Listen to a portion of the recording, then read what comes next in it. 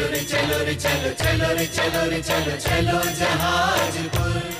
धर्म स्नेही बंधुओं, चर्चा ज्ञान पर चल रही है। ज्ञान 5 तरह का होता है: मति, श्रुत, अवधि, मनयपर्यय और केवल ज्ञान।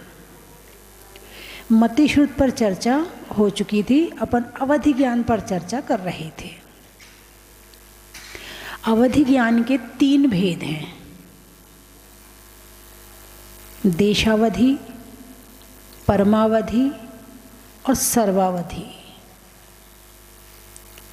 आप लोग 48 रिद्धियां पढ़ते हो, है ना? नमो जिणाणम, नमो ओहि जिणाणम।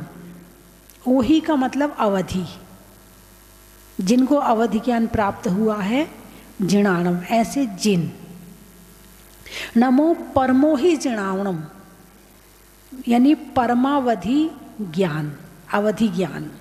नमो सर्वोहि जिणाणम यानी सर्वावधि ज्ञान। अवधि साथ में लगा, सर्व अवधि। तो ये 3 तरह का होता है, इसमें देशावधि को नहीं लिया है। 3 भेद हैं अवधि ज्ञान के: देशावधि, परमावधि और सर्वावधि।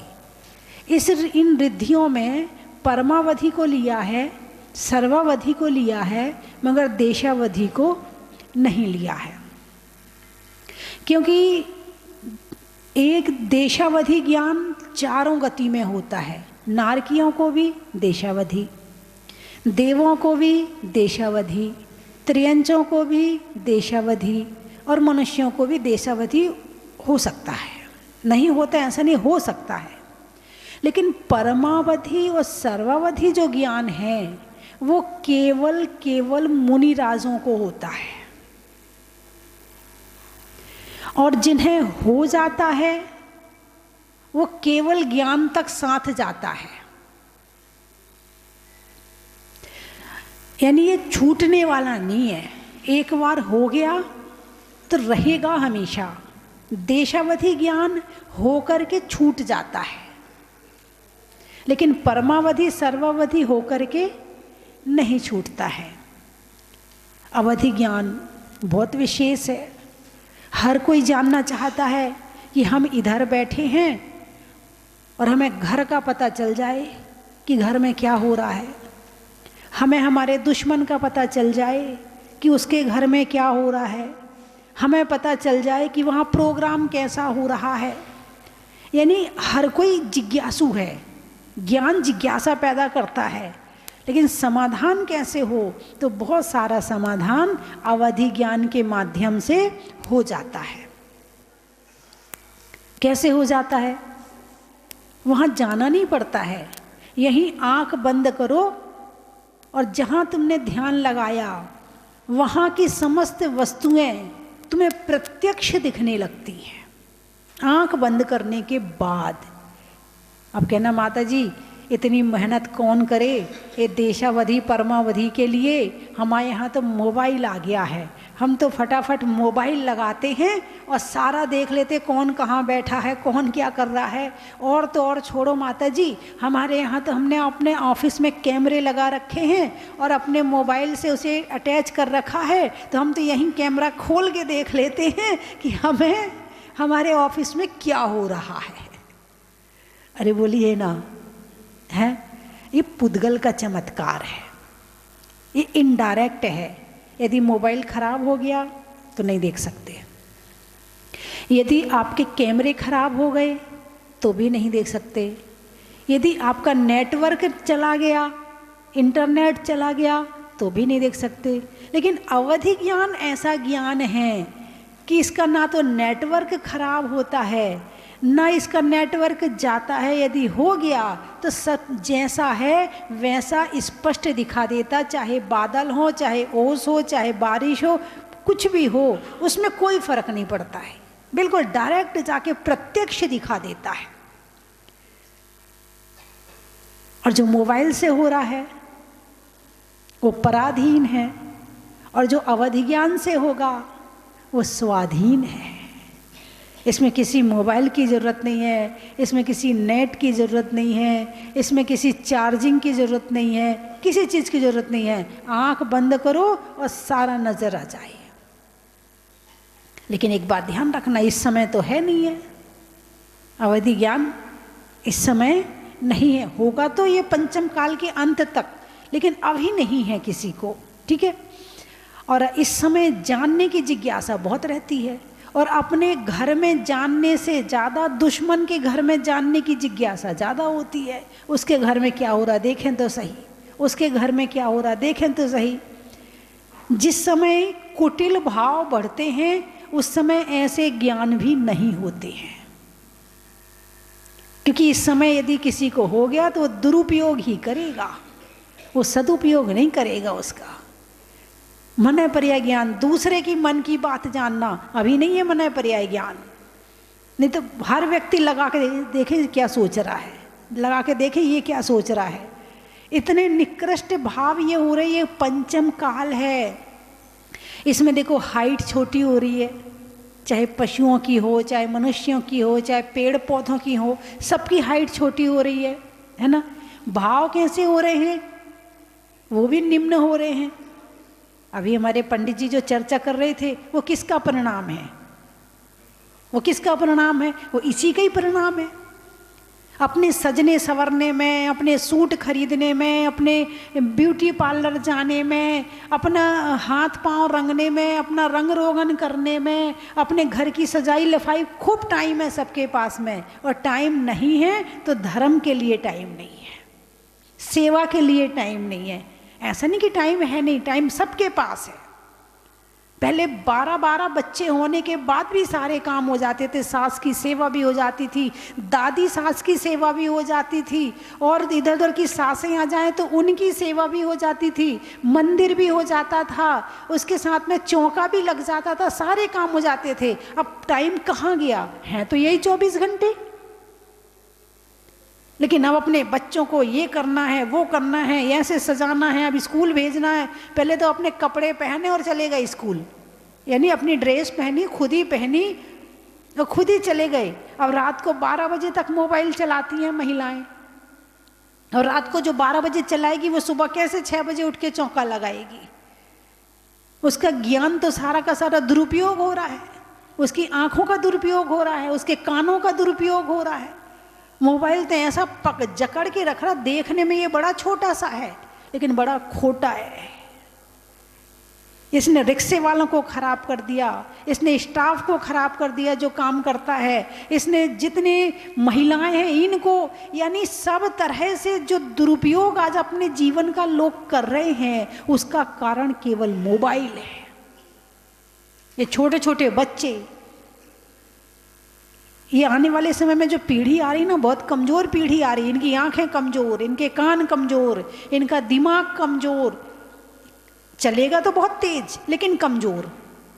जैसे कमज़ोर आदमी भागेगा तो बहुत तेज क्योंकि हल्का फुल्का है, लेकिन जल्दी थक जाएगा क्योंकि कमज़ोर है, ज़्यादा नहीं कर पाएगा। और पहले के आदमी सिंगल रोटी खाते थे और 40 किलोमीटर पैदल चले जाते थे, है ना। आपको भी याद होगा, गांव के 10 किलोमीटर दूर बस छोड़ देती थी और अपना थैला रखा, अपने बच्चे को बिठाया और चल दिए 10 किलोमीटर। चलने से शरीर भी मजबूत हो जाता था और चलने की आदत भी रहती थी, शरीर की मशीनें भी अच्छी रहती थी। अब डबल रोटी खाते हैं। कौन सी रोटी खाते? डबल रोटी खाते, पिज़्ज़ा खाते, बर्गर खाते, और क्या क्या खाते हैं, मोमोज खाते, चीज़ खाते और पास्ता खाते हैं, पर रास्ता भूल गए हैं। 4 कदम चलते ही सांस फूल जाती है, हमसे नहीं चला जा रहा, गाड़ी लाओ, गाड़ी होगी तो मंदिर जाएंगे, नहीं होगी तो नहीं जाएंगे। बिहार करवाने के लिए हम कैसे चल पाएंगे, इतना हम नहीं चल सकते हैं। यानी इंसान को कमज़ोर करने में यदि सबसे ज़्यादा किसी की भूमिका है तो वो मोबाइल की है। और ये मोबाइल पहले फ्री में बांटा गया, 2000 रुपये का नेट फ्री। क्या इंटरनेट कनेक्शन फ्री। कहाँ पहले वो 2 GB कितने में मिलता था? 300 रुपये में 2 GB मिलता था और पूरा महीना चलाना पड़ता था। ऐसे ही था ना। तो भाई अभी रख दो, अभी 2 GB है, इतना सा तो है ही, अब कल देख लेंगे, कल थोड़ा सा देख लेंगे, सोच सोच के चलाते थे। अब वो 3-4 GB एक दिन में फ्री। अब फोड़ो आंखें, कितनी फोड़ते हो, जितनी तुम्हारे अंदर ताकत है फोड़ लो। जो आंखें 60-70 साल चलानी है वो तुम 20 साल में ख़त्म कर लो। फिर डॉक्टर भी कह देगा आई एम सॉरी, अब मैं कुछ नहीं कर सकता। अब आपको तो ऐसे ही रहना पड़ेगा। बच्चों की आंखें खराब हो रही हैं, दिमाग खराब हो रहे हैं, डिप्रेशन की बीमारी बढ़ने का कारण क्या है? यही कारण है। आप संतों से जुड़े रहो, आप पैदल चलना भी सीख जाओगे, आप मोबाइल से दूर होना भी सीख जाओगे, आप स्वाध्याय करना भी सीख जाओगे, आप भगवान की भक्ति भी सीख जाओगे। आपको जुड़ना तो पड़ेगा। जिसने संतों की उंगली पकड़ ली वो जिनवाणी और स्वाध्याय तक अपने आप पहुंच जाएगा। लेकिन जो संतों से दूर है उसका जीवन भी खराब और उसके बच्चों का जीवन भी खराब। आप अपना भला चाहते हो और बच्चों का भला चाहते हो तो संतों से जरूर जोड़ो, उनके पास जरूर लेके जाओ, तो वो तुम्हारी बात मानेंगे।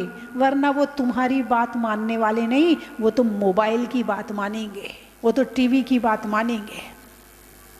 पंचम काल बढ़ रहा है।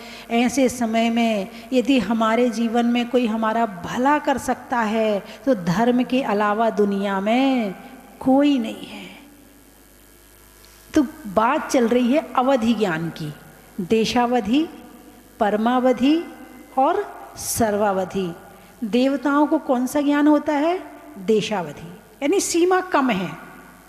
परमावधि सर्वावधि की सीमा बहुत ज़्यादा है, लेकिन देशावधि की सीमा उससे कम है। और जैसे देवता है तो पहले स्वर्ग के देवता को अवधि ज्ञान जो है वो नीचे की तरफ पहले नरक तक का है। नीचे की तरफ कैसा है? पहले नरक तक का है। और ऊपर की तरफ जो उनका विमान है उसमें जो ऊपर ध्वज लगा है उतना ही है, उससे ऊपर का नहीं है। जो ऊपर का नहीं जान सकते, नीचे का जान सकते। जो सर्वार्थ सिद्धि के देव हैं वो 7वें नरक तक का जान सकते हैं।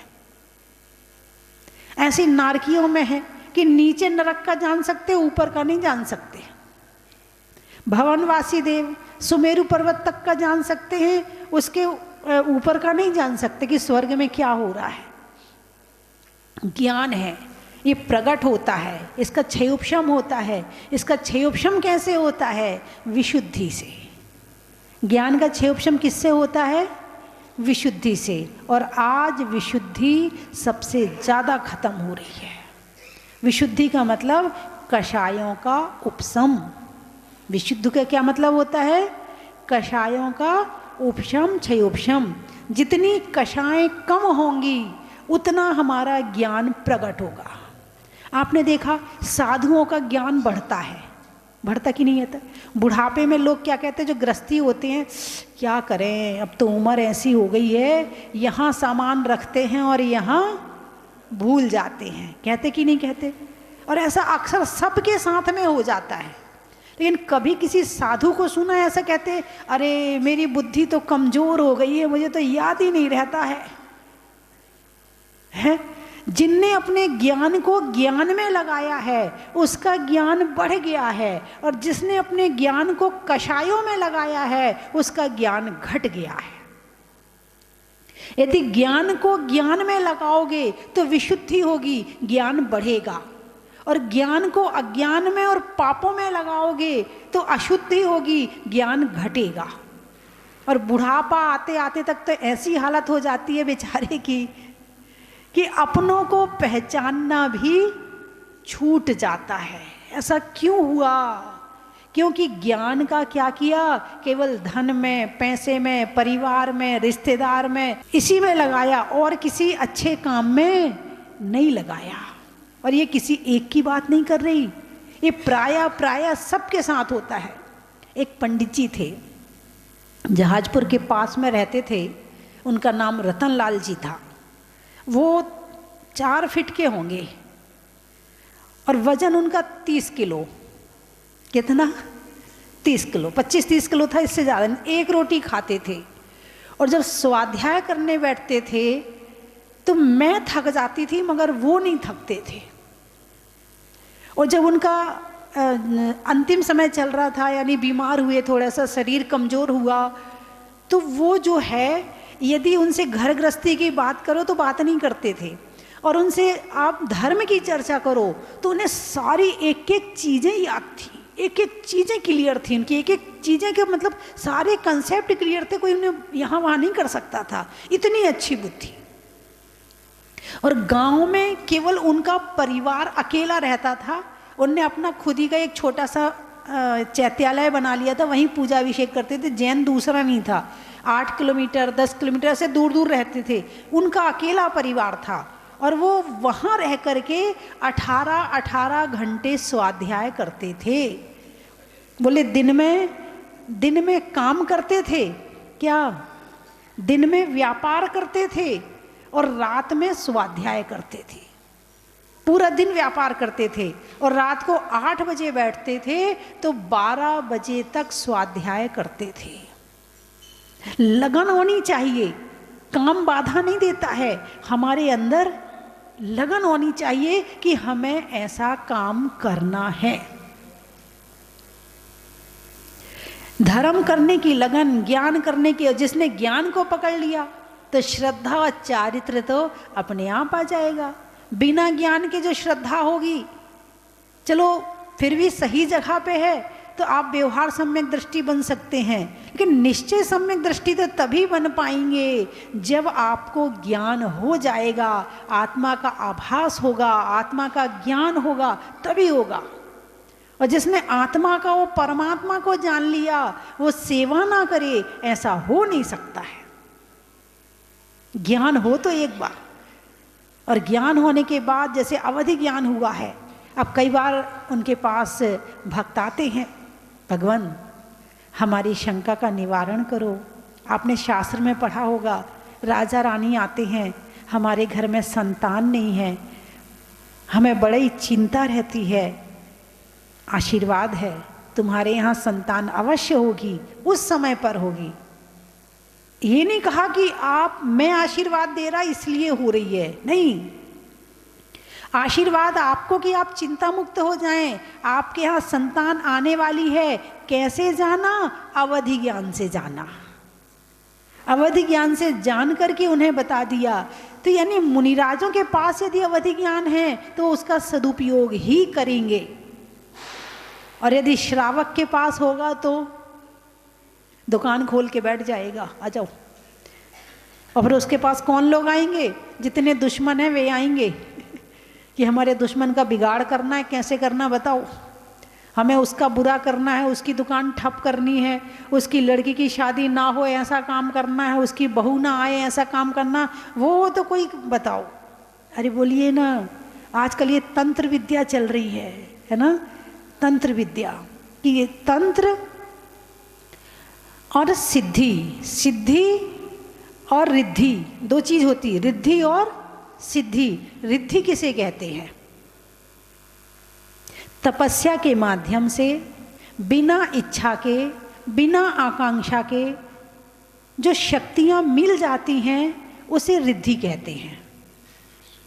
लेकिन इच्छा और आकांक्षा के साथ में किसी मंत्र को सिद्ध करके, तो किसी मंत्र को सिद्ध करके, किसी देवता को सिद्ध करके फिर उससे काम करवाया जाए, इसे कहते हैं सिद्धि।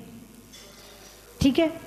अवधि ज्ञान में परमावधि और जो सर्वावधि है ये रिद्धि है। देशावधि को रिद्धि के अंतर्गत नहीं लिया गया है। क्यों नहीं लिया? क्योंकि देशावधि 4 गतियों में होता। ये भाव प्रत्यय और गुण प्रत्यय 2 तरह का होता। मैंने परसों भी बताया था, भाव प्रत्यय और गुण प्रत्यय। भाव प्रत्यय का मतलब नरक में गए और कुअवधि ज्ञान हो गया, उन्हें कुछ करने की जरूरत नहीं है।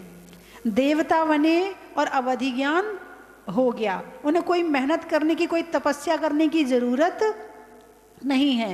लेकिन मनुष्य और त्रियंचों में तपस्या के माध्यम से ये अवधि ज्ञान प्राप्त होता है, लेकिन दो को रिद्धि में लिया है। चलो इस विषय को यहाँ मत लो अभी, इस विषय को अभी यहाँ चर्चा नहीं, फिर चर्चा कर लेंगे। हम भी कराएं और फिर वे लोग जो लोग हमारे स्वाध्याय में बैठ करके फिर साधु संतों को ना पूछे, फिर क्या मतलब का स्वाध्याय, ये पूछना चाह रहा था मैं। ये भी विडम्बना है। हाँ, परमावधि और सर्वावधि को रिद्धि में लिया है, लेकिन देशावधि को रिद्धि में नहीं लिया है ना। तो जो देवता का नारकी का ज्ञान होता वो देशावधि होता है। तो रिद्धि और सिद्धि, बहुत लोग इस समय सिद्धि कर रहे हैं। क्या करते हैं? सिद्धि करते हैं, माला जपते हैं, किसी देवता को सिद्ध करते हैं, फिर अपनी दुकान खोल के बैठ जाते हैं। यदि कोई अच्छा काम कर रहा है तो अच्छी बात है। ऐसा नहीं है कि भाई देवता सिद्ध किया है तो बुरा ही करेगा, नहीं, अच्छा काम भी हो सकता है। इस समय कुछ जगह ऐसी भी हैं जहाँ पर सहायता करी जाती है, जहाँ पर बताया जाता, सही रास्ता दिखाया जाता है। और जब उनसे उपाय पूछते हैं तो वो यही कहते, आप 21 दिन अभिषेक करो, आप 51 दिन अभिषेक करो, आप शांति विधान करो, आप नवग्रह शांति विधान करो, आप 64 रिद्धि विधान करो, आप। तो ये तो सही तरीका है, लेकिन तंत्र दे दिया कि ये लो उसके घर में ले जाके रख देना, बस उसका जो होना होगा। ये गलत है। यदि हम किसी का बुरा करें तो क्या हमारा बुरा नहीं होगा? अरे बोलिए ना। अच्छा ये बताओ, जमीन में एक बीज डालते हैं तो पेड़ उगता कि नहीं उगता? उगता है। फिर उसमें कितने फल आते हैं? अनेक फल आते हैं, है ना। कम से कम 20 तो मान लो, जो गेहूं डालते हैं तो एक बीज में कम से कम 20 ज़्यादा हो जाते, 80 दाने आ जाते हैं। पंडित जी कह रहे हैं 80 दाने आ जाते, यानी एक बीज के 80 दाने पैदा हुए। तो वो मिट्टी है, मिट्टी ने क्या किया? एक बीज को 80 दाना बना दिया। ये हमारा शरीर किससे बना है? उसी मिट्टी से बना है। किससे बना है? और उसी से चल रहा है, वही खाते हम। मिट्टी का परिवर्तित रूप। अनाज क्या है? मिट्टी का परिवर्तित रूप, और उसी से हमारे शरीर का पोषण होता है। ठीक है। अब कर्म क्या है? कर्म भी पुद्गल है। कर्म क्या है? मिट्टी भी पुद्गल है, कर्म भी पुद्गल है, और जो हम क्रिया कर रहे हैं वो पुद्गल के ऊपर ही कर रहे हैं। ठीक है। तो हम जो जो काम करते हैं वो कर्म का बीज पड़ता जाता है। क्या होता है? कर्म का बीज पड़ता जाता है, और उसमें जितना स्थिति और अनुभाग, जैसे हमारे भाव होते हैं वैसे उसमें पड़ते जाते हैं। ठीक है। अब समय आने पर जब उसकी स्थिति पूरी हो जाती है तो वो कर्म फल देता है। क्या करता है? कर्म फल देता है। यानी हम किसी के लिए अच्छा कर रहे हैं तो हमने अच्छा बीज डाल दिया, यदि हम बुरा कर रहे हैं तो हमने बुरा बीज डाल दिया। अब उसका फल किसको भोगना पड़ेगा? जिसने डाला है। निमित्त दूसरा था, डाला दूसरे के कारण था, तो कारण तो हट जाएगा, भोगना तुम्हें पड़ेगा। बात समझ में आई कि नहीं आई? अब जब परेशानी आती है, दिक्कत आती है, तो हम बड़े दुखी होते, हे भगवान हमने ऐसा कोई काम तो किया ही नहीं है। कहते कि नहीं कहते? अपने आप को इतना साहूकार बना लेते हैं, अपने आप को ऐसा बना लेते हैं कि हमने तो ऐसा कोई काम किया ही नहीं है, ऐसा हो ही नहीं सकता है।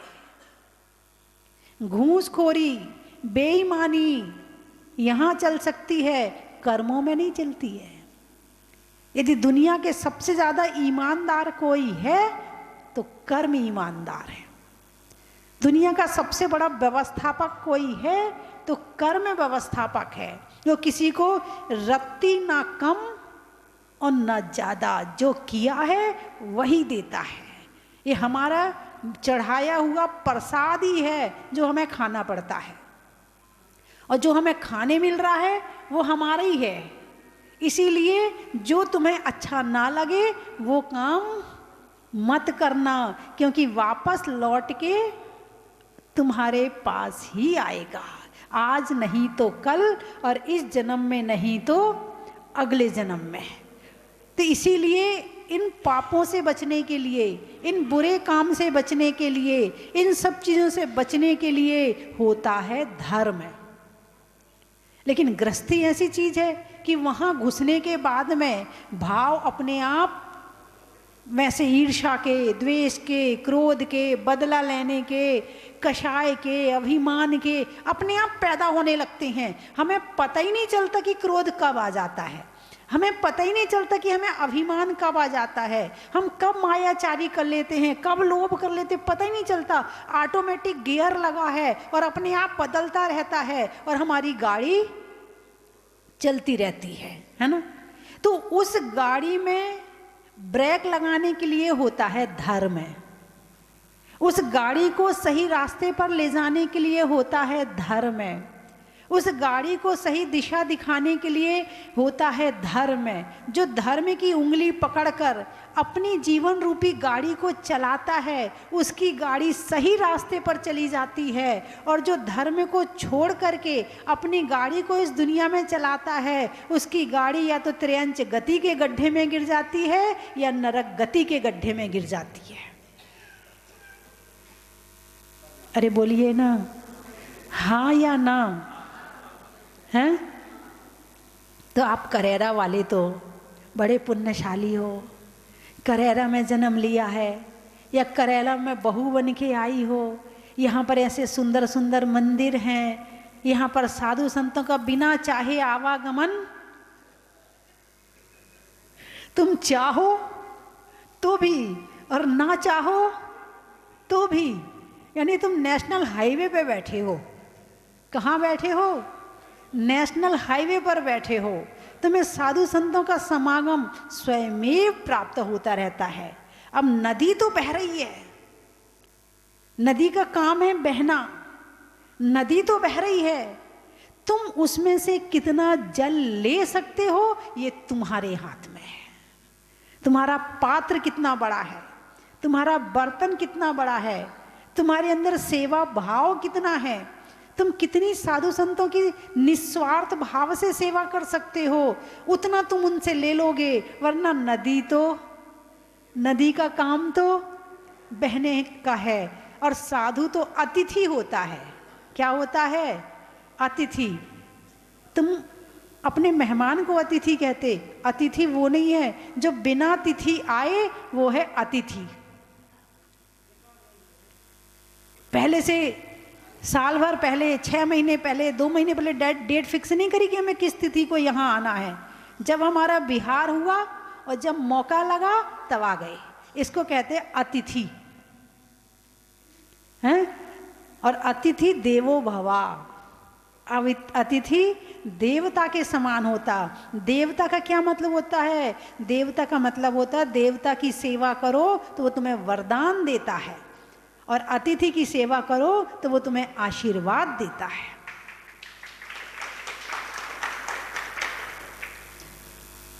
और जरा भी तुम्हारा पुण्य कमजोर पड़ रहा हो तो आशीर्वाद वहां जाके लग जाता है और तुम्हारे पुण्य को मजबूत कर देता है। पुण्य अच्छा लगता कि पाप अच्छा लगता? पुण्य अच्छा। पुण्य करने में क्या अच्छा लगता? पाप करने में मजा आता है कि पुण्य करने में मजा आता है?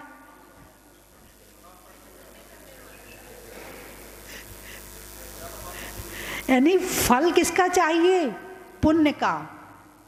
फल किसका चाहिए? पुण्य का। और करते को क्या हो? पाप। तो यहाँ तो जो करोगे वो ही मिलेगा, चाहने से नहीं मिलेगा। और सर्दी हो रही, कौन चौका लगाए? अपने घर वालों को तो बना के मजबूरी है, खिलाना पड़ेगा। उनको भी 10 सुनाते हो, ठंड पड़ रही है, हम नहीं बनाएंगे कचौड़ी, हम नहीं बनाएंगे पकौड़ी, ज़्यादा ऑर्डर मत चलाया करो, ठंड पड़ रही है, चाय अपने आप बना लो। घर वालों को 10 सुना के खिलाते हो। साधु के लिए क्या चौका लगाओ? जो घर वालों को सुना सुना के खिलाता है वो साधु के लिए क्या चौका लगाएगा? अरे बोलिए ना, आजकल की महिलाएं बहुत आलसी हो गई हैं। जाओ भाई टिफिन ले आओ, आज हम नहीं बना रहे, ठंड बहुत हो रही है, आज हम होटल में जाएंगे, 6 दिन हमने घर में बना लिया, रोज रोज बनाए क्या? हमारा काम रोज रोटी बनाने का है क्या? जिन्हें रोज कहते हैं जिसके हाथ में लोई उसका सब कोई। आज लड़ाइयाँ क्यों बढ़ रही हैं? क्योंकि महिलाओं ने उस लोई को छोड़ दिया है। वो लोई उन्हें भार लगने लगी है, रोटी बनाना उन्हें छोटा काम लगने लगा है, जबकि दुनिया में भोजन कराना दुनिया का सबसे बड़ा पुण्य का काम है। और आज वो भोजन कराना उन्हें भार लगने लगा है। तो जिस घर में ये भोजन भार लगने लगेगा तो समझना कि फिर समय बहुत निकृष्ट आ रहा है। अब संस्कार बिल्कुल छूटते चले जा रहे हैं। नहीं, आपके यहाँ की बात नहीं कर रही हूँ। अच्छा ये बताओ, साधु आपके यहाँ आहार लेने जाता है या पुण्य देने जाता है? कभी किसी आपने कहा मैंने अपने यहाँ बेटे की शादी में 2000 लोगों का खाना किया, मैंने तो बड़े पुण्य का काम किया, ऐसे किसी के कहते सुना है? नहीं सुना। और फिर क्या कहते, आज हमारे यहाँ 2 साधुओं का आहार हुआ, आज तो बड़ा पुण्य का उदय था मेरा जो मैंने 2 साधुओं को आहार करवाया। 2 साधु में तुमने पुण्य इकट्ठा कर लिया और 2000 को खिलाने के बाद भी तुम्हें इतना सा भी नहीं मिला। लेकिन 2000 को खिलाना तो सरल लगता है, मगर 2 का आहार कठिन लगता है। क्योंकि शुद्ध घी और अशुद्ध घी, क्या शुद्ध घी की कितनी कीमत है? 2000 रुपये किलो। और अशुद्ध घी की, डालडा की 200-300 में मिल जाएगा। बस विचार भी ऐसे ही हैं, जहाँ शुद्ध काम करना हो वहाँ मेहनत लगती है, और जहाँ अशुद्ध करना हो तो कोई भी कर देगा। तो इसीलिए करेरा निवासी बड़े पुण्यशाली हैं कि बहुत अच्छे अच्छे काम करते हैं। बड़े बड़े पंच कल्याणक सुंदर मंदिर, 4-5 मंदिर अच्छे हो गए। लेकिन जो लास्ट वाला पहाड़ के नीचे वाला मंदिर था, मैंने उनसे कहा इसकी प्राचीनता नष्ट मत करना। एक मंदिर तो ऐसा लगे कि हाँ ये 100 साल पुराना है कि 200 साल पुराना है, उसको मैंने मना किया, इसको हाथ मत लगाना, मजबूत है, इसको मत छेड़ना। हम कह रहे पुजारी बढ़ाओ, अभिषेक करने वालों की संख्या बढ़ाओ, आहार देने वालों की संख्या बढ़ाओ। मंदिर बनाना सरल है, मगर मंदिर को चलाना कठिन है। अब चलाने की चिंता करो कि इस मंदिर में 100 साल तक हर चीज़ मजबूत लगवाई, पत्थर लगवाया, यहाँ पत्थर वहाँ पत्थर, 100 साल कुछ नहीं बिगड़ेगा इस मंदिर का। अब इसमें 100 साल तक आने वालों की व्यवस्था तो करो कि 100 साल तक कौन आएगा इस मंदिर में, कौन अभिषेक करेगा, कौन पूजा करेगा, उसकी भी तो चिंता करो। अब रात को 12 बजे तक जो मोबाइल चलाएगा वो क्या मंदिर सुबह अभिषेक करने आएगा? उसकी चिंता करो। अब मंदिर बना लिया, अब मंदिर बन गया, अब क्या काम करना? अब संस्कारों का काम करना है। ठीक है, घूमने में कार का, देश में सरकार का, और देने में संस्कार का।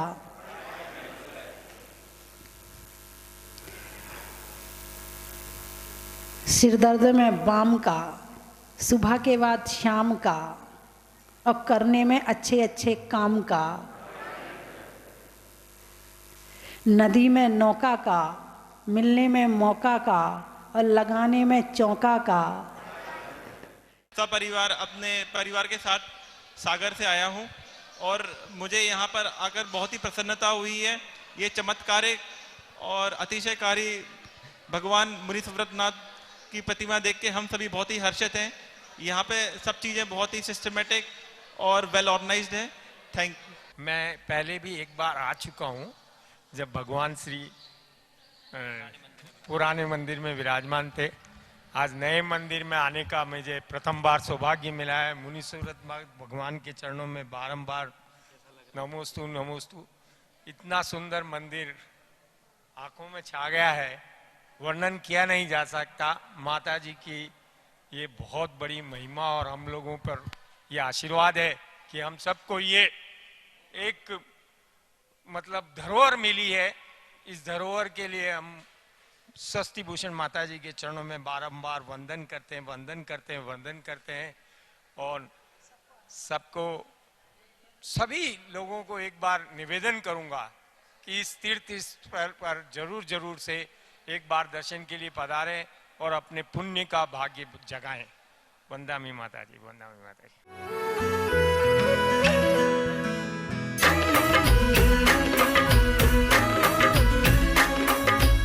जन की थाल को सजाओ रे आज, रत्नों की थाल को भर लाओ रे आज। आओ आओ करे रे गुणगान आरती भगवन की। आओ आओ करे गुणगान आरती भगवन की। आओ आओ करे रे गुणगान आरती भगवन की।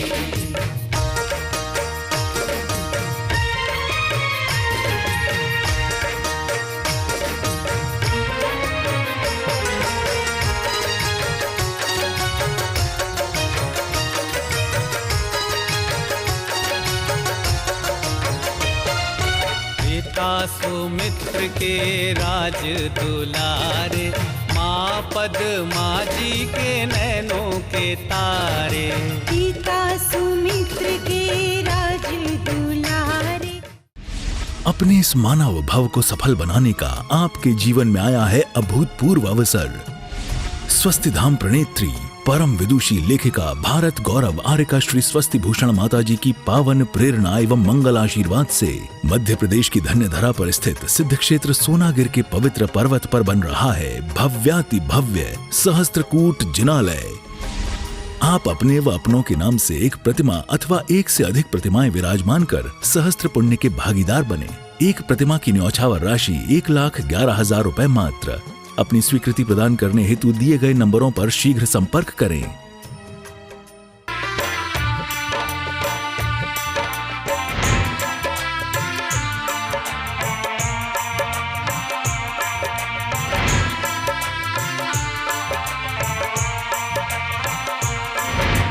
चलो रे चलो रे चलो, चलो रे चलो रे चलो, चलो जहाजपुर।